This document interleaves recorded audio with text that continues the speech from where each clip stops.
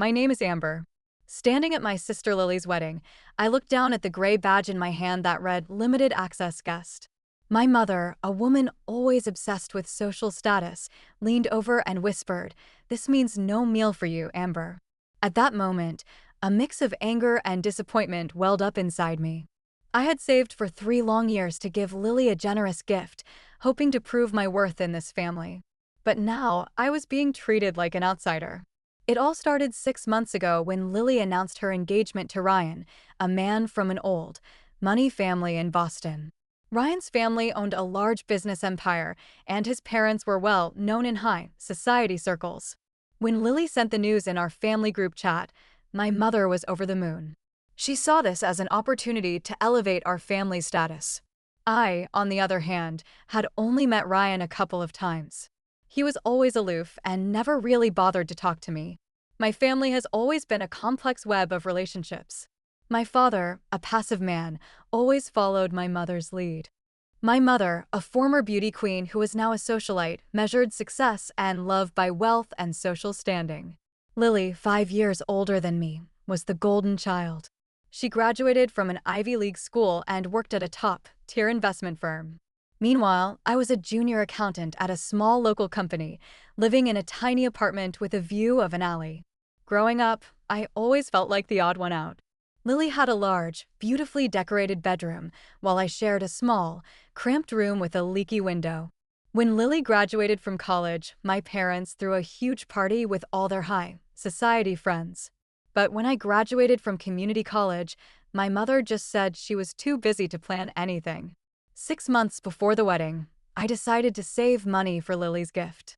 I skipped going out with friends, stopped buying new clothes, and even made my own coffee instead of going to cafes. It was tough, but I thought it would show my family that I cared. 3 weeks before the wedding, I went to the bank and got a cashier's check for $10,000. I put it in an envelope and wrote a heartfelt letter to Lily. However, signs of trouble started to appear. 2 months before the wedding, Lily hosted a bridal shower at a fancy hotel. I wasn't invited to help plan it.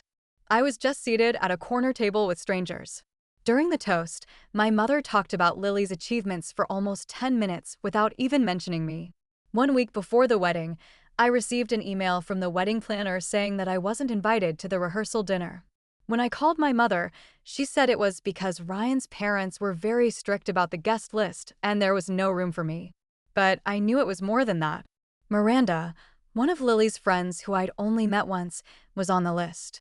It was clear that in my mother's eyes, I was not as important.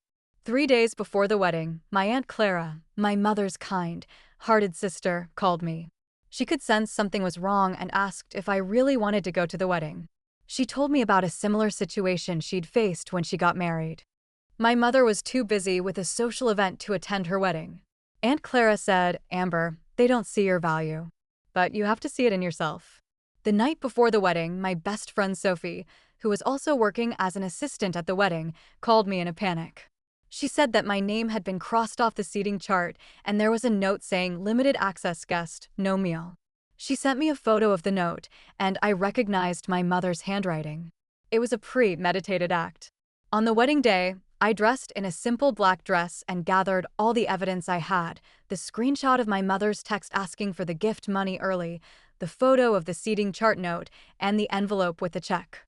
I took a deep breath and headed to the wedding venue, a magnificent mansion that looked like it was out of a fairy tale. When I arrived at the entrance, I was given the gray badge. A staff member told me I could only attend the ceremony. My mother then pulled me aside and told me not to make a scene. I asked her what limited access meant, and she said there was no room for me at the reception. I looked at her and said, "You want my money, but not me." After the ceremony, as guests started to move towards the reception tent, I decided to take back my envelope. I walked towards the gift table, but a young staff member stopped me because of my gray badge. Just then, Lily walked past me without even looking. It was like a knife in my heart. I finally found my envelope at the gift table.